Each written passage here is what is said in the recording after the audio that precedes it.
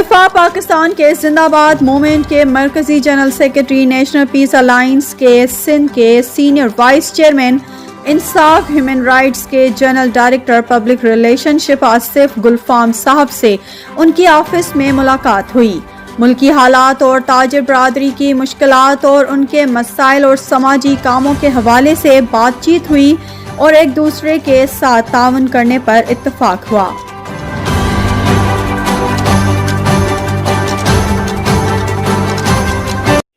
इनमें से किसी से आपके कोई वैसे तो कोई वो नहीं है, सलाम दुआ है, लेकिन सिस्टम अलग हो, यानी इनको भी अगर मैं रखना चाहूँ अपने सिस्टम में तो आपको कोई नहीं, क्योंकि मैं ये चाहता हूँ तकरार वाली चीज नहीं,